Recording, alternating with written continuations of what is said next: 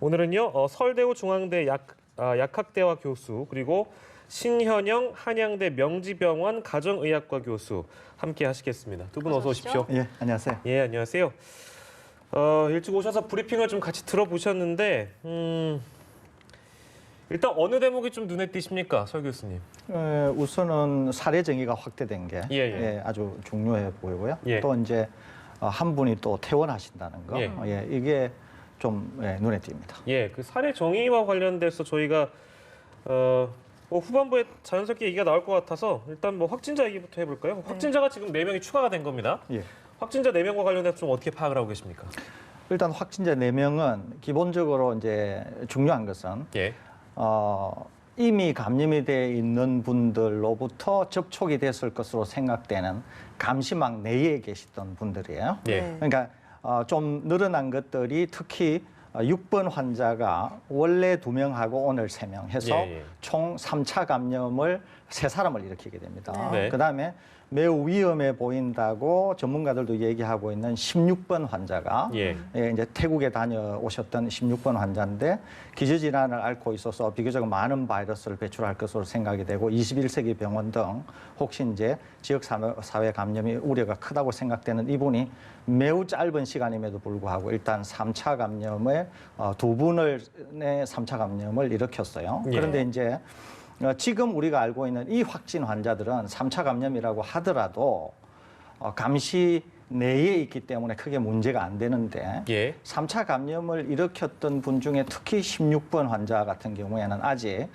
파악이 안 된 분들도 좀 계시고 우려가 될 만한 지점들이 좀 있거든요. 네. 태국 다녀오신 분 말씀하시는 그렇죠. 태국 거죠? 다녀오신 네네. 이분이 이제 21세기 병원과 그 이외에 본인 자신이 이미 바이러스를 많이 갖고 있고 이런 등등이 있기 때문에 이미 상당히 짧은 기간에 또 다른 2명의 감염을 일으켰고 그래서 이분이 접촉한 분들에게서 추가 환자가 나오느냐 안 나오느냐 하는 게 대단히 중요하고요. 또 다른 하나는 환자가 이제 23명 정도가 되면서 상당히 많은 인원이 투입이 되어서 접촉자를 다 찾아내고 그러는데 물론 이제 이미 잠복 기간이 지난 분들은 해제됐겠습니다만 점점 환자가 많아지게 되면 역학조사에서도 이제 구멍이 생길 수 있고 그래서 점점 우리나라도 지역사회 감염을 향한 위험도가 점점 축적이 되고 있다 이렇게 볼 수 있거든요. 그래서 향후 며칠 동안에 매우 주의 깊게 지켜봐야 될 그런 아주 중요한 국면에 접어드는 게 아닌가 이렇게 저는 개인적으로 평가하고 있습니다. 네. 매일 좀 새로운 확진자 소식을 저희가 전하면서 참 안타까운데 또 오늘은 이제 하루 만에 4명의 확진자가 나와서 이게 사실 지난달 31일 이후에 두 번째로 이렇게 좀 여러 명이 확진 판정을 받은 거라서 이렇게 좀 한꺼번에 여러 명이 발표가 되면 아무래도 좀 발생 속도가 빨라진 게 아닐까 좀 이런 우려가 되거든요. 예, 맞습니다. 사실 좀 예측했던 바는 있습니다. 왜냐하면 이때까지는 우리가 보통 의심 환자라고 하면은 중국의 여행력 또는 밀접 접촉력 이런 것들을 중심으로 했던 공식이 우리가 동남아 방문자들까지도 추가가 되면서 변수가 생기지 않았습니까?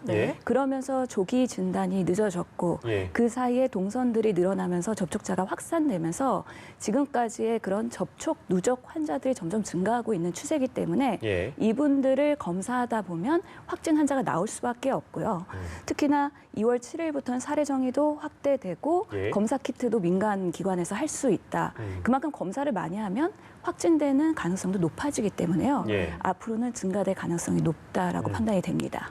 증가폭이 좀 커질 수 있다. 앞으로 상황에 따라서 그 가능성을 좀 말씀해 주셨고 저희가 한 분 한 분 좀 뜯어서 볼 필요가 있는 것 같습니다. 근데 오늘 나온 거를 좀 요약해서 보면 2차 또는 3차 감염자라고 할 수 있는 분이 나왔다는 점이고 그리고 아까 설 교수께서 설명을 잘 해주셨는데 저는 그러니까 지금 23번 23번째 이 환자분도 국적이 중국 분이신데 이분의 동선과 뭐 이런 것들이 지금 잘 알려져 있지는 않습니다만 1월 말 정도에 들어오셔가지고 2주 정도 지금 활동을 하셨단 말이에요.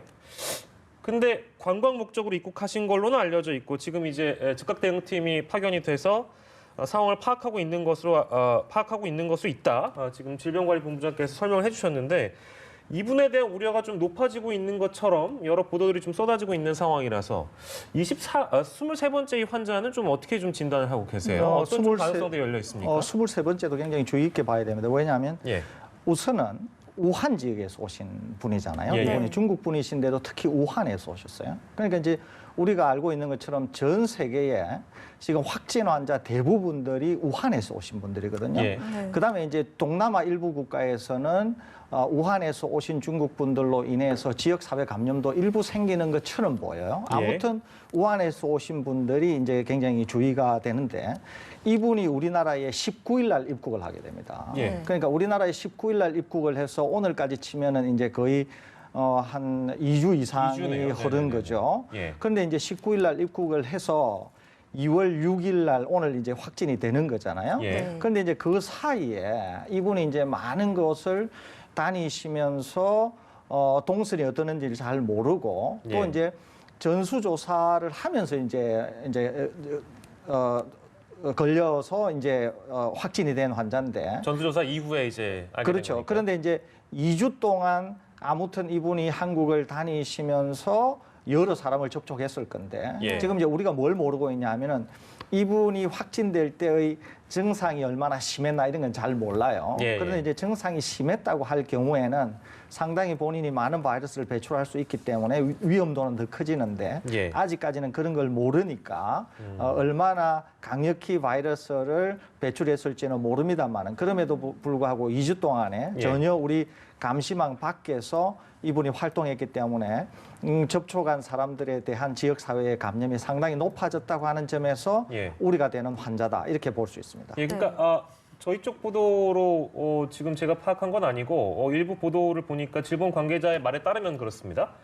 23일 입국 당시에는 이 23번째 확진자, 지금 오늘 확진 발표된 이 확진자 분께서는 23일 입국 당시에는 건강상의 증세가 없었다. 근데 아까 말씀해 주신 대로 우한 지역 방문자에 대한 전수조사를 통해 걸러내다가 그 이후에 이제 발견했다라는 얘기가 되는데 뭐 이제 역학조사를 통해서 동선이나 여러 가지 이제 그 접촉자들을 분류하는 작업이 차후에 이루어지겠습니다만 23일 입국 당시에 이제 건강상의 증세가 확인되지 않아서 전수조사 대상 이후에 이제 걸러졌다라는 점, 이 부분도 이제 저희가 좀 유의 깊게 봐야 될 것 같고 그러면 보통 이제 좀 종합해서 질문 드리고 싶은데요. 그러니까 1차 때는 뭐 우리가 검사를 해보면 음성이었는데 예. 2차 때 양성인 사례도 나오고 이렇게 초반에는 건강상 증세가 없다가 차후에 발견되는 경우들이 더러 이제 생기다 보니까 이런 것도 당국에서 잘 모니터링을 하고 조사를 해야 되겠습니다만 어렵네요. 이거 어떻게 좀 일일이 다 파악하고 해야 될까요? 앞으로 갈수록 더 복잡해지고 어려워질 겁니다. 예, 그만큼 우리가 정부의 대응력에 이제 평가를 받게 될 텐데요. 예. 이렇게 이전 사례에서 보면 1차에서 음성이어서 격리가 해제됐다가 2차에서 양성 나온 환자가 있었죠. 예. 그만큼 1차 음성이라고 해서 없다라고 100% 확신할 수가 없기 때문에요. 예. 그런 분들도 지속적으로 모니터링을 해야 한다는 의미가 되겠습니다. 예. 네.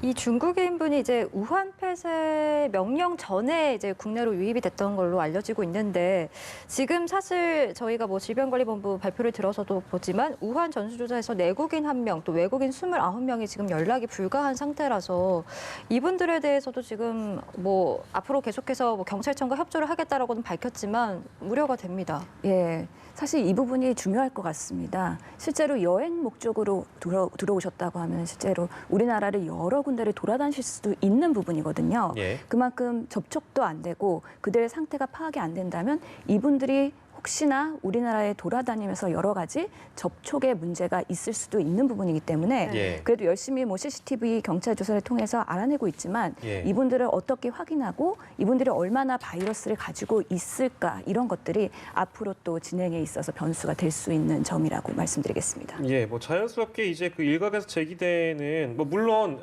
이 2차 감염, 3차 감염 이런 거에 대한 부분도 중요하고 저희가 초반에 이제 집중했던 것은 우한과 후베이성 중심으로 들어오는 입국자 관련된 집중도가 지금 이제 좀 많이 넓어졌습니다. 아까 사례 정의를 확대했다고 말씀드렸으니까 중국 방문 후 14일 이내 발열 또는 호흡기 증상 하나만 있어도 조사를 할 수 있고 이거와 관련돼서 이제 민간 영역에서는 더 활발하게 조사가 이루어질 텐데요. 저희가 이거 사실 뭐 매일 같이 이제 짚고 있는 문제입니다만 이게 지금 중국인 입국 전면 금지에 대한 부분에 대해서는 굉장히 논란이 좀 커지고 있는 상황이라서 이 부분을 좀 어떻게 좀 바라보고 계신지 일단 좀 여쭤볼까요? 기본적으로 중국에 대해서 완전히 이제 우리가 국경 폐쇄를 한다는 얘기잖아요. 그죠? 예, 예. 이거는 뭐 정부가 단행하기는 굉장히 어려워 보입니다. 기본적으로는. 네. 왜 그러냐면, 이제 경제, 사회, 문화적인 여러 가지 문제를 야기할 수도 있고 외교적인 문제도 있을 수 있고 이런 거기 때문에 상당히 좀 힘들어 보일 수 있고요. 또 예. 다른 하나는 우리만 한다고 해서 이게 해결이 안 되는 게 이제 다른 나라는 열려 있어서 여행이 되는데 이제 그렇게 해서 우리나라로 들어오는 경우 이런 경우까지를 다 감안한다고 하면 실질적으로 중국에서 직접 우리나라로 들어오는 것만 완전히 봉쇄했을 때 실익이 있느냐 이런 측면을 생각해 볼 수 있거든요. 예. 또 이제 지금 당장은 이 신종 코로나라고 하는 아주 긴급한 사태가 있기는 하지만 장기적으로는 이런 것들이 상당한 이제 여러 가지 문제를 일으킬 수 있기 때문에 굉장히 좀 정교해질 필요는 있고요.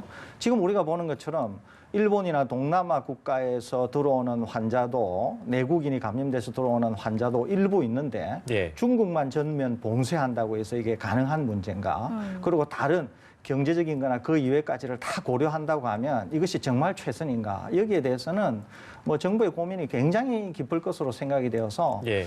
당장 실행하기에는 생각도 많이 해야 될 것 같고 나름 또 후유증도 있을 것 같아서 예. 상당히 고민은 깊어 보입니다. 예. 네, 근데 사실 중국은 입국 전면 금지가 과연 이제 실효성이 있느냐라는 부분에 많은 분들이 이제 의문을 표하시는 이유가 뭐 일본, 태국, 싱가포르 워낙 지금 다른 국가들에서도 감염 사례가 늘고 있어서 이에 따라서 이제 오늘 질병관리본부도 이제 그 유행국을 방문한 이력이 있으면 검사를 할 수 있게 하겠다라고는 했는데 이 부분이 좀 적절한 대응 방법이 될 수 있으리라고 보십니까?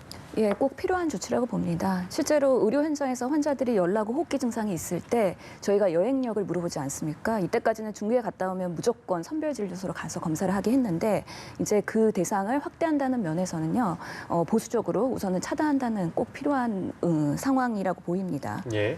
그 중국에서 오는 분들을 이제 지금이 따로 관광객들이나 그 다른 루트로 섞이지 않게 중국에서 오시는 분들은 이제 입국 절차에서 좀 더 세밀히 들어볼 수 있는 그런 과정이 생겼잖아요.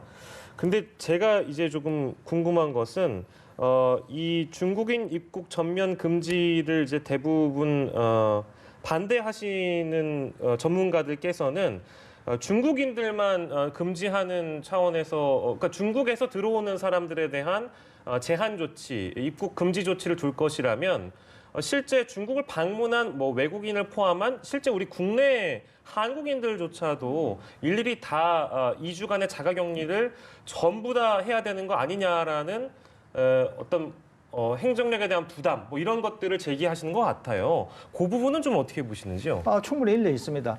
그런데 이제 이럴 수는 있거든요. 예. 아예 중국에서 들어오는 예. 내 외국인을 막론하고 중국군이 네. 아니더라도 예. 중국을 여행하신 제3국의 국가 네. 또 중국 분들 예. 심지어는 우리나라 분들도 중국을 갔을 때 아예 못 들어오는 완전히 국경 폐쇄 조치를 한다고 하면 예. 중국에서부터의 유입은 뭐 일부 차단이 가능하다고 보거든요. 예. 근데 아까 제가 말씀드린 것처럼 외국인이 중국인이 아닌 외국인이 중국을 거쳤다가 다른 나라를 갔다가 또 우리나라에 들어오는 경우 중국인이 다른 나라를 갔다가 우리나라를 들어오는 경우 예. 우리나라가 중국으로 갔다가 다른 나라로 갔다가 또 입국하는 경우 이런 여러 가지가 있을 수 있어요. 네. 그러니까 이제 WHO가 전 세계로 봐서는 이런 감염병에 있어서 이제 컨트롤 타워인데 예. 이런 컨트롤 타워가 명백한 입장. 너무도 심각하기 때문에 국가에 따라서는 뭐 아니면은 뭐 전면적인 뭐 국경 폐쇄 조치도 예. 필요하다면 단행할 수 있다 이렇게 예, 예. 되면 예. 그거를 기반으로 그거를 명분으로 해서 우리가 어떻게 액션을 취하는 거는 예. 국제 사회에서도 충분히 설명이 가능하지만 예. 그렇지도 않은데 특히 우리는 경제 사회 문화적으로 매우 밀접한 관계가 있는데 예. 그럼에도 불구하고 실효성이 완전히 100%라고 담보도 되지 않는데 예. 그럼에도 불구하고 이런 위험성을 감안하면서까지 우리가 완전한 국경 폐쇄를 한다. 이것은 실익을 충분히 따져보고 결정해야 될 그런 문제라고 생각이 됩니다. 네. 예. 국경 폐쇄 필요성이 있는가 이 논란에 대해서 저희가 좀 짚어봤고 이제 좀 국내 확진자 양상에 대해서도 좀 살펴보면 지금 20번째 환자도 15번째 환자 가족, 또 22번째 환자도 16번째 환자의 오빠, 또 16번째 환자 경우 18번째인 딸도 이제 감염을 시킨 걸로 보여서 지금 가족 간의 감염이 계속되고 있는 양상이거든요. 이렇게 되면 좀 3차, 4차 감염의 우려가 계속해서 좀 커지는 것 같아요. 커질 수는 있죠. 그런데 이제 제가 말씀드린 것처럼 이렇게 가족끼리 감염한다고 하고 또 이것이 감시망 내에 있는 것은 문제가 안 돼요. 그러니까 지금 이렇게 우리가 알고 있는 이 확진자들이 이렇게 정리가 되어 있다고 하는 건 크게 문제가 안 되는데 예. 언제나 문제는 뭐냐면은 환자가 많아지게 되면은 역학조사하는 내용이 워낙 많아질 수 있고 그렇죠. 또 이 환자들 이외에 다른 접촉자들이 이미 이 방역 감시망에서 혹시 빠져 있는 사람들이 예. 추가 감염을 일으킬 때 문제가 되는 것이거든요. 예. 그러니까 몇 가지 짚어보면 위험성이 커지고 있는 첫 번째는 뭐냐면은 이미 환자가 너무 많아졌다는 거예요. 예. 환자가 너무 많아졌어요. 두 번째는 환자가 많아지다 보니까 감시망에서 빠져 있는 감염자가 있을 수 있다는 거예요. 예. 그 감염자가 제3자를 접촉하면서 감염을 일으킬 수 있기 때문에 예. 지금 그런 정황이 문제를 일으키는 거지 이렇게 확진되어서 있는 환자 그 자체에는 잘 관리가 되고 있기 때문에 크게 문제는 없는데 네. 이 확진자들이 지나오면서 만났을 것으로 추정되는 사람들 또 환자가 많아져서 이제 감독을 해야 되는 사람이 많아졌다는 것 이것이 이제 위험을 크게 키운다 이렇게 보겠습니다. 신현영 교수께서는 혹시 같은 내용 어떻게 보시는지 궁금한데 이게 지금 이제 3차 감염까지는 나온 상황입니다. 네. 예. 그러면 흔히 이제 보시는 분들 걱정하기에 너무 이제 우리 뭐 동성 같은 걸 봐도 사실 일반 분들은 겁이 날 수도 있고 우려가 생길 수도 있잖아요. 내가 이제 실제 확진자들이 머물렀던 지역을 다녀가면 혹시나 옮는 건 아닌지 감염되는 건 아닌지 뭐 이런 일반적인 우려가 당연히 생길 수도 있을 텐데 그러니까 제가 드리고 싶은 질문이 이제 4차 감염에 대한 일종의 가능성입니다. 그거는 좀 어떻게 전망하고 계시는지요? 뭐 앞으로 지역사회 전파가 더 진행이 되면 4차 감염 가능성이 있다고 봅니다. 예. 그렇기 때문에 우리 정부가 얼마나 그걸 열심히 쫓아가면서 추적을 하고 조기에 발견하느냐가 가장 관건이긴 하거든요. 예. 2차, 3차, 4차가 되면서 예측하지 못했던 사례들이 나온다면 예. 정말로 그들 진단하기까지 그 동선의 노출이 더 확대된다. 예. 이게 결국에는 지역사회 감염이지 않습니까? 예. 그만큼 가능성은 있는데 우리나라가 얼마나 그럼 초기에 그 사례 정의 확대를 해서 예. 미리 진단할 수 있느냐. 예. 그게 이 3차, 4차 이런 것들을 또 예방하는 데 중요한 변수가 될 거라고 보입니다. 예. 예. 그리고 또 제가 이제 짚어볼 게 이제 17번째 환자. 이 환자 같은 경우는 뭐 싱가포르에 이제 참석했다가 감염이 된 것으로 추정이 되는데 그때 이제 서울역에도 방문을 했었던 것으로 확인이 됐고 대구도 다녀온 것으로 확인이 돼서 뭐 지역사회에서 여러 가지 우려가 있었는데 이분의 접촉자들이 모두 음성으로 판정이 됐다고 합니다. 뭐 이 기간쯤에 이제 여러 보도도 나오고 이제 마스크를 쓰라는 질병관리본부의 어떤 정부 지침도 있고 이래서 좀 그나마 확산을 막았다라고 봐야 될까요? 뭐 그럴 수도 있고요. 이제 17번 확진 환자만 그런 게 아니라 이제 17번하고 19번이 싱가포르 출장을 같이 다녀오세요. 그러면서 두 분이 아마 싱가포르에서 감염이 된 것으로 생각이 되는데 이제 17번 확진 환자인 경우에는 조금 말씀하신 대로 이제 그런 동선이 있지 않습니까? 네. 근데 이제 중요한 거는 이거예요. 예. 확진 환자를 길거리에서 그냥 내가 우연히 부딪혔어요. 만났어요. 그럼에도 불구하고 내가 만일에 마스크를 쓰고 있고 개인위생을 철저하게 했다. 이렇게 하면은 내가 환자를 만났다고 해서 전혀 뭐 두려워할 필요는 없습니다. 쉽게 말씀드리면 병원에서 확진 환자를 돌보는 의사분이 방호복을 입고 그 환자를 치료하고 만나고 한다고 해서 그 의사분이 감염되지는 않거든요. 네네. 그러니까 지역 사회에서도 확진 환자 직전에 환자가 바이러스를 이미 몸에 가지고 있는데도 불구하고 나를 만났을 때 내가 얼마나 개인 위생에 철저하냐에 따라서 감염 여부가 결정이 될 수 있기 때문에 오히려 일반 국민들께서 걱정하셔야 되는 건 혹시 내가 길거리에 가서 감염된 사람을 만나면 어떡하나. 네. 이것보다도 내가 오히려 얼마나 개인 위생에 철저한가 이것이 더 중요하니까 그 점에 유의를 기울이는 게 더 좋겠다는 말씀드립니다. 예, 태국을 다녀온 환자 저희 얘기가 앞서서 해봤는데 그 머물렀던 광주 21세기 병원에서 체류를 했다 보니까 혹시나 어제 같은 경우에 좀 약간의 오해도 있었습니다. 뭐 코호트 격리니 뭐 이런 단어도 많이 나왔어서 혹시나 메르스 사태 때처럼 병원 전체로 번지는 게 아니냐라는 얘기가 나왔는데 환자와 의료진 100여 명 모두 음성 판정을 받았다 이런 얘기가 나오네요. 안심할 수 있는 수준이라고 좀 판단하세요? 어떻게 보십니까? 그나마 다행이라고 다행이다. 생각이 네네. 되지만요. 예.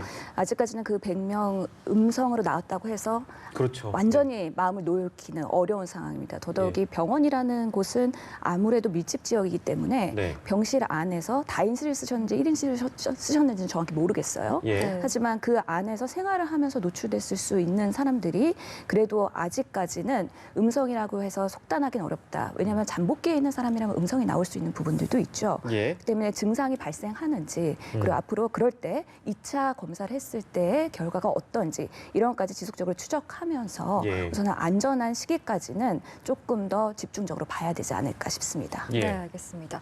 그리고 이 중국 내 지금 신종 코로나 바이러스의 어떤 전파력, 전염력에 대해서 좀 기존의 어떤 메르스, 사스보다 높다라는 분석들이 나와서 이 부분에 대해서도 좀 짚어보고 싶은데 지금 감염증 환자 한 명이 만들어내는 최대 감염자 수가 3.6명까지 증가했다라는 중국의 분석이 나왔더라고요. 그러면 이게 지금 뭐 메르스 때랑 비교했을 때 어느 정도의 수준인 겁니까, 이게?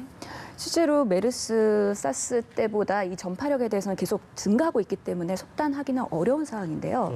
더더욱이 이 연구팀의 그 중국의 케이스와 우리 케이스는 또 다를 수가 있습니다. 네. 그만큼 바이러스의 양과 그 노출에 따라서 이 결과가 달라질 수 있는데 예. 특히나 이 후베이성에서의 그런 전파력은 더 높을 수밖에 없겠죠. 예. 그렇기 때문에 이 사태가 다 끝나고 나면 평가를 해야 되긴 하지만 예. 그래도 사스, 메르스 때보다 전파력이 높을 수 있으므로 우리가 항상 예. 조금 신중하고 더 대응을 촘촘히 해야 되겠다라는 말씀을 드리겠습니다. 예, 이건 뭐 이제 중국에서 들려온 얘기를 저희가 짚는 네. 건데 이게 한 시장에서는 신종 코로나 감염자 옆에 15초 동안 머물렀다. 난 단지 15초 있었는데 그 사람이 확진 판정을 받은 경우도 발생했다. 뭐 이런 이제 얘기가 들리고 있어서 이 가능성이 있는 얘기라고 봐야 될까요? 뭐 가능성이 아예 없다고 볼 수는 예. 없습니다. 더더욱이 뭐 시장에서 사람들이 워낙 많고 예. 여러 노출이 있었을 수도 있고요. 네. 특히 한 사람만 노출됐다는 단어는 할 수 없지만 특히 중국이라는 지금 이곳이 한국에서의 그 확진자보다의 그 질병의 중증도도 차이가 있고요. 예. 그만큼 노출될 가능성도 더 높기 때문에 15초 같은 단시간이라 하더라도 예. 바이러스 양이 많고 활성도가 높은 상태에서 노출됐다 하면 예. 감염될 가능성도 배제는 못하는 것이죠. 그런 네. 가능성도 분명히 있다고 말씀해 주셨고. 네, 그런가 하면 또 반가운 소식도 있어서 저희가 좀 이 얘기도 짚어보면 예. 두 번째 확진자가 이제 어제 완치 판정을 받고 퇴원을 했는데 첫 번째 확진자도 이르면 오늘 퇴원할 예정이라고 아까 질병관리본부의 발표가 있었습니다. 그렇게 되면 이제 퇴원 후에 재발할 우려는 없는 건지 그 이후엔 좀 어떻게 대처가 이루어지는지 그 부분도 좀 궁금합니다. 우선 이제 아마 첫 번째 확진자가 퇴원을 할 것 같아요. 근데 이제 첫 번째 확진자는 중국 분이지 않습니까? 그죠? 네. 이제 이런 상당히 이제 위기 국면에서 외국 국민임에도 불구하고 우리가 잘 치료해서 퇴원을 시킨다. 이게 상당히 의미가 있고요. 또 국제 사회에 주는 메시지도 저는 있다고 생각이 됩니다. 이제 두 번째는 이분이 이제 퇴원을 하게 되면 지역 사회에서 이분을 맞는 분들에게 감염의 위험성이 있나 그런 거잖아요. 예. 근데 이제 이렇게 퇴원을 시킬 때는 확실히 몇 번의 검사를 통해서 전혀 바이러스가 몸에 남아 있지 않다. 이게 마치 우리가 확진하듯이 확인이 돼야 돼요. 그러니까 네. 이 몸에 이분의 몸에는 전혀 바이러스가 남아 있지 않고 예. 또 바이러스의 감염으로 인해서 생겼던 여러 가지 질병 상태나 후유증이나 이런 것도 정상 상태로 상당히 개선된 상태로 퇴원이 되는 것이기 때문에 이분이 퇴원하고 나서 이분을 만나는 일반 분들의 감염 염려는 전혀 없다, 그냥 제로다 이렇게 이해하시면 되겠습니다. 예. 신 교수님이 명지병원 네. 가정의학과 교수이신데 명지병원에 3번 환자가 지내고 있습니까? 예, 맞습니다. 그러면 지금 그 환자의 상태는 좀 어떻습니까? 환자 상태는 발열이 간간히 있다가 지금은 예. 많이 좋아진 상태로 안정적인 상태입니다. 예. 하지만 아직까지는 퇴원을 고려할 수 있는 정도까지는 아니어서 예. 조금 더 1번, 2번 환자보다는 퇴원이 예. 지연되지 않을까 생각되는 그러면 혹시 상황입니다. 어떤 치료를 받고 있는지도 좀 예. 말씀해 주시면. 지금은 그 항바이러스 치료를 받고 있습니다. 예. 에이즈 치료제라고 하는 바이러스의 에이즈 한 치료제를요? 종류를 네. 맞고 있고요. 예. 그다음에 2차 감염 예방을 위해서 폐렴이 있으시기 때문에 우선은 그 항생제도 처방을 되고 있는 상황이고요. 예. 그리고 여러 가지 정신적인 스트레스도 많기 때문에 예. 그런 것들에 대한 보존적 치료와 함께 대증 치료를 한다고 보시면 되겠습니다. 예. 그 에이즈 치료를 받고 있다고 짚어주셔서 그 에이즈나 에볼라 치료가 좀 효과가 있다라고 지금 병원 측에서는 이제 판단을 내린 겁니까? 사실 각국의 보도, 특히 미국에서 에볼라 치료제로 효과를 봤다라는 보고가 있고, 예. 하지만 아직까지는 매우 단편적인 치료 효과의 보고이기 때문에 예. 정말 그 치료제의 효과인지 아니면 스스로 환자가 면역력을 회복하면서 좋아졌는지는 감별하기 어려운 상황인 거죠. 예. 그럼에도 불구하고 지금 명확한 치료제가 없기 때문에 할 수 있는 우리가 기존의 치료제를 활용할 수밖에 없는 거고요. 예. 실질적으로 저희도 항바이러스 치료제 투여하면서 조금 호전된 양상은 예. 보였습니다. 그래요? 예. 그러면 혹시 이 3번 환자의 경우에는 뭐 물론 환자마다 그 증상의 여부, 증상이 예를 들면 뭐 고위험군이라든지 좀 증상이 좀 중한 경우에는 뭐 치료법이나 이런 것들이 좀 다를 수 있겠습니다만 3번 환자의 경우에는 그러면 증상이 좀 좋아졌다 싶을 때, 호전됐다 싶을 때 또 다시 검사를 하거나, 그러니까 이미 이 어떤 검사를 했을 때 그것이 양성인지 음성인지의 여부에 대한 검사를 거의 뭐 매일같이 한다고 보면 되는 건가요? 아니요, 저희가 신종 코로나 바이러스 검사는 매일 하지는 않습니다. 다만 예. 지금 폐렴이 있기 때문에 네. 폐렴에 대한 엑스레이나 혈액 검사는 정기적으로 하고 있는 거죠. 예. 우선은 퇴원을 고려하기 위해서 그런 확진 검사를 하려면 예. 환자의 증상이 완전히 소진되었을 거의 때, 다 소진됐을 때. 예, 그랬을 때 검사를 2번, 예. 24시간 간격으로 해서 음성이 나와야 되기 때문에 예. 매번 검사를 한다는 거는 또 환자 자체도 고통일 수 있고요. 예. 그렇기 때문에 적절한 시기에 저희가 검사를 할 예정입니다. 네, 이게 저희가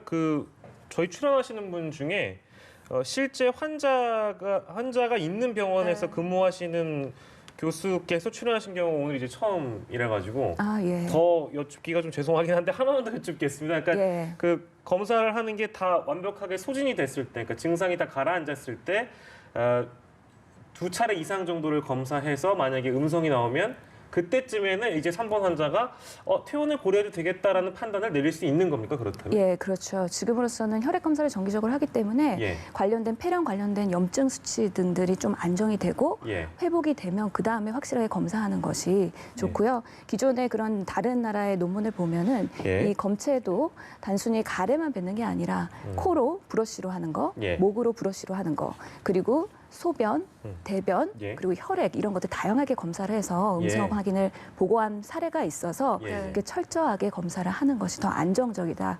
지금 우리나라도 그렇기 때문에 퇴원 시기를 실제보다는 늦게 하는 이유가 그런 예. 것들에 대한 그 우려를 완전히 불식시키기 위해서 그런 것으로 알고 있습니다. 네. 예. 세 번째 환자도 좀 잘 치료를 받아서 저희가 첫 번째, 두 번째 환자처럼 이렇게 퇴원했다는 소식 전할 수 있었으면 네. 좋겠습니다. 지금까지 두 분의 전문가 모시고 함께 이야기 나눠봤습니다. 서울대우 중앙대 약학대학 교수 그리고 신현영 한양대 명지병원 가정의학과 교수셨습니다. 고맙습니다. 고맙습니다. 네, 감사합니다.